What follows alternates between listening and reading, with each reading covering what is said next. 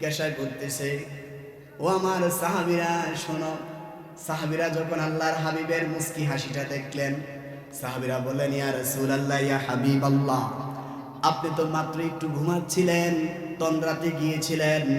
আপনি ঘুম থেকে ওঠার পরে আপনার নুরানি চেহারাময় মুবারক মুখ মুবারক থেকে আমরা কত সুন্দর জান্নাতের হাসি হাসি রাখলাম। আপনি এত সুন্দর হাসি দিলেন, ইয়া রাসূলুল্লাহ, কারণটা কি? আল্লাহর হাবিব ডাক দিয়ে বলেন, ও আমার সাহাবীরা শোনো, রব্বুল আলামিন আমার উপরে এই মুহূর্তে একটি সূরা নাজিল করেছেন। বলেন না সুবহানাল্লাহ। একটি সূরা নাজিল করে দিলেন। আল্লাহ রব্বুল আলামিন যখন আল্লাহর হাবিব সাল্লাল্লাহু আলাইহি ওয়াসাল্লামের কাছে ওনার উপরে যখন এই সূরাটি নাজিল করে দিলেন, আল্লাহর হাবিব সাহাবীদের সঙ্গে এখন তেলাওয়াত করছে। সূরাটি হচ্ছে বিসমিল্লাহির রহমানির রহিম।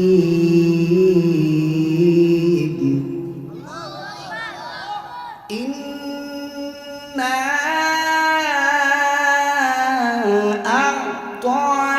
আ'তাইনাকাল কাউসার। আল্লাহু আকবার। আল্লাহর হাবিব সাহাবীদের সামনে তেলাওয়াত করছেন, ইন্না আ'তাইনাকাল কাউসার। আল্লাহ রাব্বুল আলামিন বলেন, হাবিব, আমি আপনাকে কাউসার দান করলাম। আল্লাহর হাবিব সাহাবীদের সঙ্গে এই সূরাটা যখন তেলাওয়াত করলেন, সূরার আয়াত তেলাওয়াত করার পরে আল্লাহর হাবিব সাহাবীদেরকে প্রশ্ন করতেছে, ও আমার সাহাবীরা শোনো, তোমরা কি কাউসার সম্পর্কে জানো? কাউসারটা কি? সাহাবীরা সব সময় কোনো কিছুর প্রশ্নের জবাবে না পারলে তারা বলতেন, আল্লাহ এবং তার রাসূল ভালো জানে। বলেন না সুবহানাল্লাহ। আল্লাহর হাবিব যখন এই প্রশ্নটা করলেন, সাহাবীরা কত সুন্দর উত্তর দিলেন, আল্লাহ এবং তার রাসূল ভালো জানেন। এখন আল্লাহর হাবিব তার প্রশ্নের জবাব তিনি নিজেই দিচ্ছেন। ও আমার সাহাবীরা শোনো, আল্লাহ রাব্বুল আলামিন আমার উপরে কাউসার, সূরাতুল কাউসার নাজিল করেছেন, আর আমাকে স্পেশাল ভাবে কাউসার দান করেছেন। কাউসারটা হচ্ছে এমন একটা জিনিস, এমন একটা নদী। মুসনাদে আহমদের মধ্যে আসছে, তাফসীর ইবনে কাসিরের মধ্যে আসছে, মুসলিম এবং বুখারী শরীফের মধ্যে হাদিসটা আসছে। আল্লাহর হাবিবের জলিল কদর সাহাবী হযরত আনাস ইবনে মালিক রাদিয়াল্লাহু তাআলা বর্ণনা করেন, আল্লাহর হাবিব বলেন, ও আমার সাহাবীরা শোনো, আমি যখন জান্নাতের মধ্যে প্রবেশ করলাম, জান্নাতের মধ্যে প্রবেশ করার পরে আমি একটি নদীর কাছে গেলাম। ওই নদীর চতুর্পাশে যে সমস্ত অট্টালিকাগুলো আছে, ওই অট্টালিকাগুলো হীরা মুক্তা দ্বারা নির্মিত। আমি নদীটার কাছে যাওয়ার পরে আমি ওই নদীর পানির মধ্যে যখন হাত দিলাম, ওই নদীর পানি থেকে মিশকের মতো সুগন্ধি আসছে। বলেন না সুবহানাল্লাহ।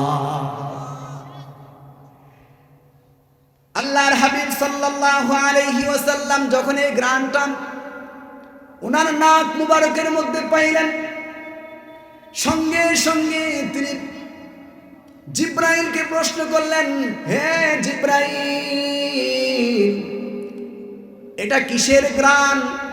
এই জিনিসটা কি? জিব্রাইল আলাইহিস সালাতু ওয়াস সালাম বললেন, হে মুহাম্মদ সাল্লাল্লাহু আলাইহি ওয়াসাল্লাম, এটা হচ্ছে হাউজে কাউসার। বলেন না সুবহানাল্লাহ। এই হাউজে কাউসারটাকে রব্বুল আলামিন আপনাকে দান করেছেন। জোরে জোরে বলেন না সুবহানাল্লাহ।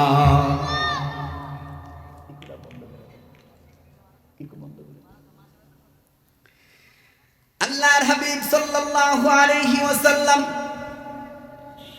আরেকটি হাদিস শরীফের মধ্যে আসছে, মুসলিম শরীফের বর্ণনার মধ্যে আসছে, আল্লাহর হাবিব বলেন, হাউজে কাউসারের নদীর কাছে যখন গেলাম, দুই পাশে দেখলাম স্বর্ণ রূপা দ্বারা অট্টালিকাগুলো নির্মিত। আমি যখন তার কাছে গেলাম, হাউজে কাউসারের কাছে যাওয়ার পরে আমি জিব্রাইলকে বললাম, জিব্রাইল, এটা কি? জিব্রাইল আলাইহিস সালাতু ওয়াস সালাম বললেন, ইয়া মুহাম্মদ সাল্লাল্লাহু আলাইহি ওয়াসাল্লাম, এটা হচ্ছে হাউজে কাউসার। যা রব্বুল আলামিন আপনাকে দান করেছে। আল্লাহর হাবিব সাহাবীদেরকে বলছেন, ও আমার সাহাবীরা শোনো, রব্বুল আলামিন আমাকে হাউজে কাউসার দান করেছেন। এই সূরাতুল কাউসারের তাফসীরের মধ্যে আসছে, শানে নুজুলের মধ্যে আসছে।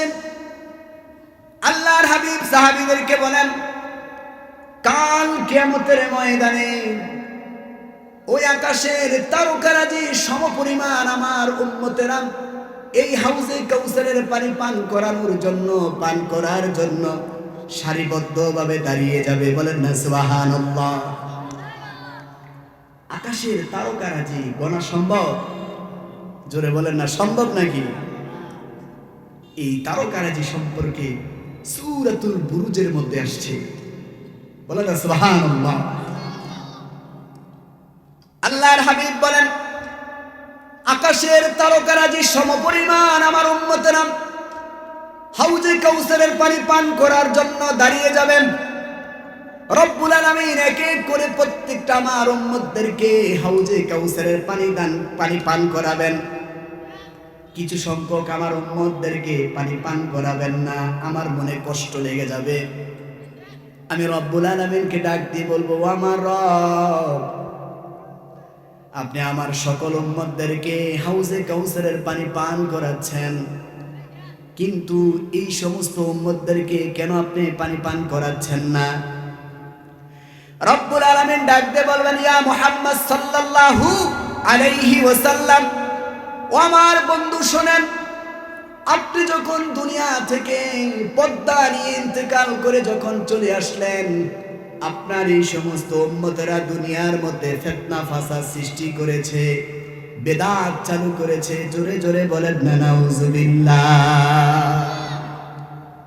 আয়াতের তাফসীরের মধ্যে এই হাদিস দ্বারা প্রতীয়মান হয় যে কোন ব্যক্তি যদি বেদাত চালু করে, তাহলে কাল কিয়ামতের ময়দানে আল্লাহর হাবিব সাল্লাল্লাহু আলাইহি ওয়াসাল্লামকে রব্বুল আলামিন যে কাউসার দান করেছেন, ওই কাউসার থেকে তারা পানি পান করতে পারবে না। ঠিক কিনা বলেন? এখন আসেন, বেদাত কি? বেদাত সম্পর্কে জানতে হবে না? ও মুসলমান শোনেন, আজকে সমাজের মধ্যে প্রচলিত কয়েকটি বেদাতের কথা তারা বলেন। মিলাদ কিয়াম করা বেদাত, মিলাদ শরীফ পড়ানো বেদাত, দাঁড়িয়ে সালাম দেওয়া বেদাত। এই সমস্ত মুষ্টিময় কয়েকটা বেদাত ছাড়া তারা কোনো বেদাতের সংজ্ঞা দেয় না, কোনো বেদাতের প্রকার তাদের জানা নাই। আল্লাহর হাবিব বলেছেন, কুল্লু বেদাতুন দলালা, প্রত্যেকটা বেদাতই হচ্ছে গুমরাহি। এই হাদিসের ব্যাখ্যা করতে গিয়ে প্রত্যেকটা মুহাদ্দিসিনে কেরাম একটি কথা বলেছেন, যেই বেদাতের কথা বলেছেন সেই বেদাতটা হচ্ছে আকীদাগত বেদাত। এখন বলবেন, হুজুর আকীদাগত বেদাত কি? বেদাত শব্দের অর্থ হচ্ছে নতুন ভাবে কোনো কিছু আবিষ্কার করা। এই হাদিসের তরজমার মধ্যে আসছেন আকীদাগত বেদাত কি। মুকাদ্দমার মধ্যে আমি বলেছিলাম, আল্লাহর হাবিব বলেছেন, আনা খাতামুন নাবিয়্যিন লা নাবিয়্যা বাদি, আমি হচ্ছি সর্বশেষ নবী, আমার পরে আর কোন নবী আসবে না। আল্লাহর হাবিব সাল্লাল্লাহু আলাইহি ওয়াসাল্লাম দুনিয়া থেকে চলে যাওয়ার পরে উনার থাকা অবস্থায়ও 30 জন মানুষ মিথ্যা নবী দাবিদার করেছিল। মিথ্যা নবী, তারা নিজেদেরকে নবী মানত, নিজেদেরকে নবী দাবি করেছিল। আচ্ছা, আল্লাহর হাবিব সাল্লাল্লাহু আলাইহি ওয়াসাল্লাম শেষ নবী, এরপরে যখন কোনো ব্যক্তি বলবে যে আমি নবী, এটাকে নতুন করে আবিষ্কার করা না? জোরে বলেন, আবিষ্কার করা কিনা? নতুন করে আবিষ্কার করা না? কোন ব্যক্তি যদি নিজেকে নবী দাবি করে, এটা নতুন করে আবিষ্কার করা হলো, আর এই ব্যক্তিকে যে নবী মানবে সে কাফের হয়ে যাবে। আল্লাহর হাবিব এই হাদিস দ্বারা এটার ব্যাখ্যা হচ্ছে আকীদাগত বেদাত। যেই বেদাত মানলে, যেই বেদাত করলে ঈমান চলে যাবে। কিন্তু আজকে আমরা এই হাদিসের রেফারেন্স দিয়ে মিলাদ কিয়াম বেদাত, মিলাদ শরীফ পড়া বেদাত, আল্লাহর হাবিব সাল্লাল্লাহু আলাইহি ওয়াসাল্লামকে সম্মান করা বেদাত। এই সমস্ত কথা বলি কি বলি না? নামাজের পরে, ফরজ নামাজের পরে হাত তোলা বেদাত, এই কথা বলি কি বলি না? অথচ তিরমিজি শরীফের হাদিসের মধ্যে আসছে আল্লাহ রাব্বুল আলামিন দুই সময় দোয়া কবুল করেন। কয় সময়? দুই সময়। এক হচ্ছে ফরজ নামাজের পরে, আরেকটা হচ্ছে রাতে তাহাজ্জুদের সময়। বলেন না সুবহানাল্লাহ। এই কথাটা বলার কারণ হচ্ছে, কোন মানুষ যদি বলে বেদাত, ওই বেদাত বলেই এই হাদিসের রেফারেন্স দিলে আপনারা বিশ্বাস করবেন, তা হবে না। কারণ এই হাদিসের মূল ব্যাখ্যা হচ্ছে আকীদাগত বেদাত। যদি কোনো ব্যক্তি মিথ্যা নবী দাবি করেছে, ওই ব্যক্তিকে নবী হিসাবে মানে, সে বেদাতও চালু করলো, ঈমানও হারাইলো। বলেন না নাউযুবিল্লাহ। আল্লাহর হাবিব সাল্লাল্লাহু আলাইহি ওয়াসাল্লাম বলেন, আল্লাহ রাব্বুল আলামিন বলেন, ইন্না আ'তাইনাকাল কাউসার ওয়া হাবিব, আমি আপনাকে হাউজে কাউসার দান করেছি। দুনিয়ার সিস্টেম হচ্ছে, দুনিয়ার নিয়ম হচ্ছে, কোম্পানির বড় বড় কর্মচারীরা যখন কোম্পানির মালিককে ভালো ভালো কাজ দেখাইয়া, অভিজ্ঞতা দেখাইয়া তাদেরকে খুশি করায়, খুশি করার পরে ওই কোম্পানির মালিক তাদেরকে বকশিশ করে। ঠিক কিনা বলেন? আগে কাজ দেখায়, তারপরে বকশিশ করে। আল্লাহ রাব্বুল আলামিন আর তার হাবিবের মধ্যে কতটা প্রেম জমে গিয়েছে। আল্লাহর হাবিব বলেন, রব্বুল আলামিন আমাকে আগে হাউজে কাউসার দান করলেন, তারপরে আমাকে হুকুম করলেন। আগে দান করলেন, তারপরে কাজের কথা বললেন। দুনিয়ার সিস্টেম হচ্ছে আগে কাজ করো, তারপরে বকশিশ। আর আল্লাহ এবং তার হাবিবের সময় হচ্ছে, রব্বুল আলামিন তার হাবিবকে আগে দান করলেন, তারপরে কাজের কথা বললেন। দ্বিতীয় আয়াতের মধ্যে বলেন, ফাসাল্লি লিরাব্বিকা ওয়ানহার। আল্লাহু আকবার। আমি আপনাকে হাউজে কাউসার দান করেছি, এখন আমি রব আপনার উপরে হুকুম করে দিলাম, আপনি আমার সালাত কায়েম করেন, সালাত পড়েন এবং কি করেন? কুরবানি করেন। বলেন না সুবহানাল্লাহ।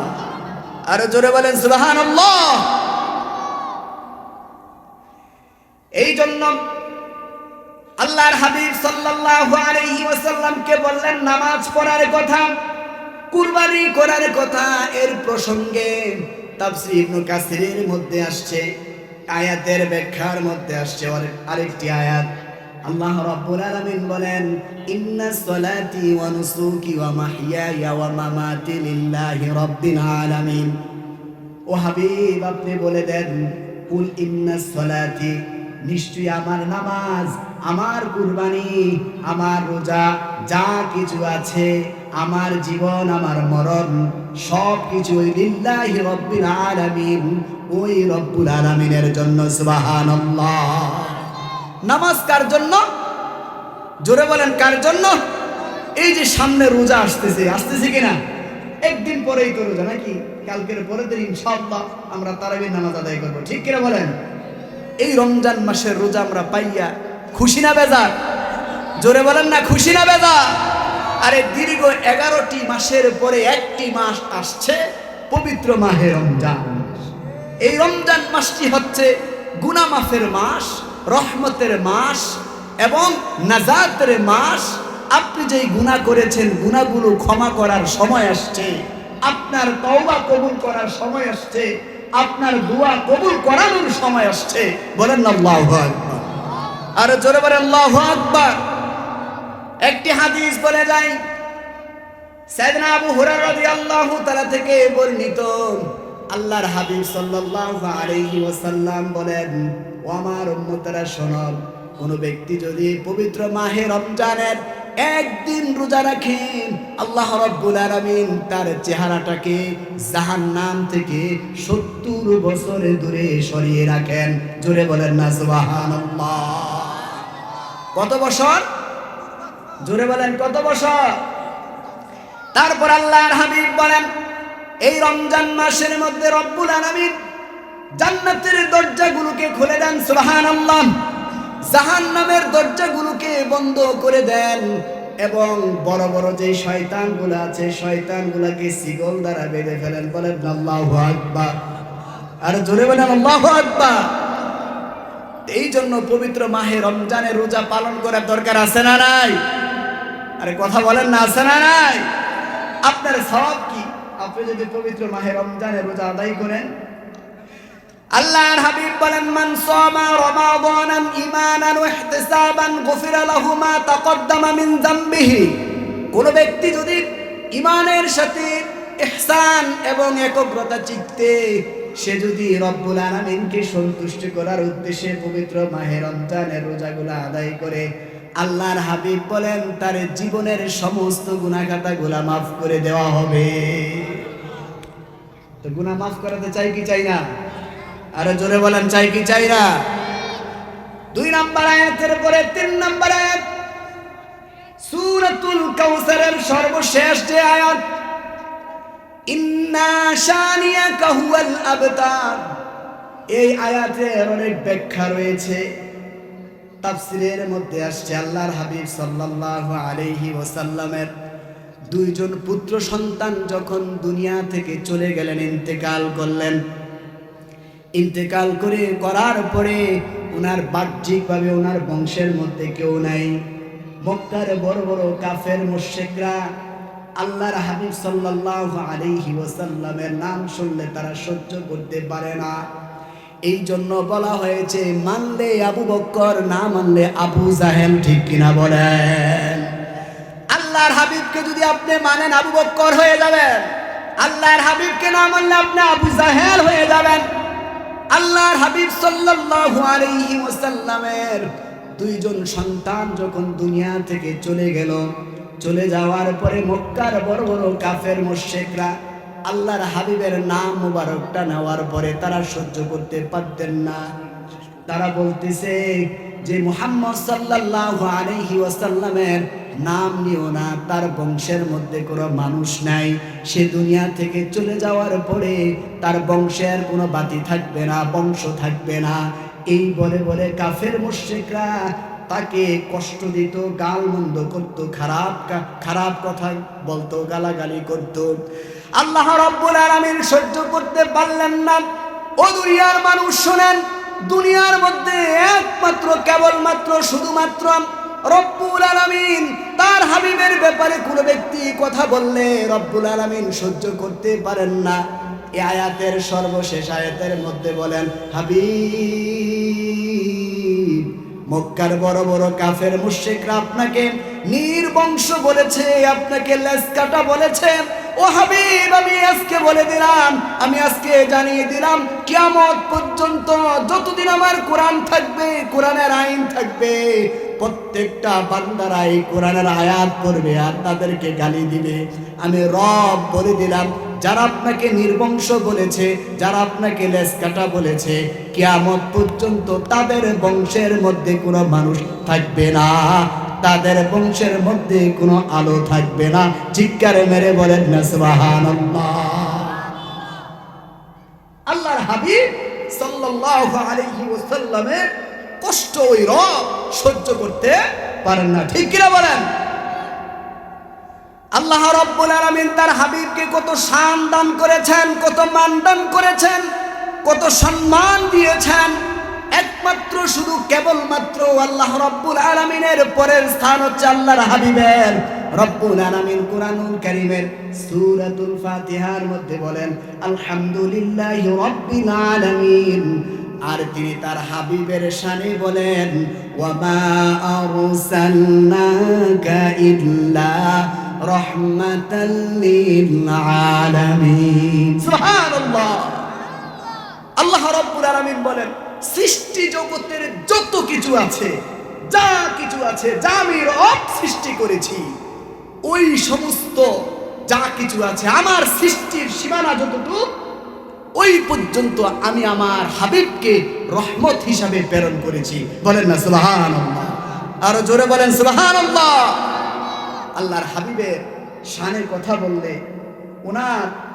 ওনার ব্যাপারে কথা বললে, আজকে এক ধরনের কিছু নাস্তিক ব্লগাররা আছে, গত পরশুদিনই দেখলাম এক ব্যক্তি আল্লাহর হাবিবকে গালমন্দ করছেন, নাউজুবিল্লাহ বলেন, আরো জোরে বলেন নাউজুবিল্লাহ। আবু জাহেলের যুগে ছিল, এখনো আছে, আছে কিনা? আমরা এক কথাই বলতে চাই, যারা আল্লাহর হাবিব সাল্লাল্লাহু আলাইহি ওয়াসাল্লামকে, আল্লাহর হাবিবের এক চুল পরিমাণ শানকে নিয়ে যারা খাটো করবে, টান দিবে, তারা তাকে অপমান অপদস্থ করবে। আল্লাহ রাব্বুল আলামিন আইন জারি করে দিয়েছেন, আল্লাহর হাবিব আইন জারি করে দিয়েছেন যে ফাকতুলু, তাদেরকে হত্যা করা। ঠিক কিনা বলেন? আরো জোরে বলেন ঠিক কিনা? আল্লাহ রাব্বুল আলামিন আমাদের প্রত্যেককে আল্লাহর হাবিব সাল্লাল্লাহু আলাইহি ওয়াসাল্লামের জলিল কদর সাহাবী সাইয়েদনা আবু বকর সিদ্দিক রাদিয়াল্লাহু তাআলা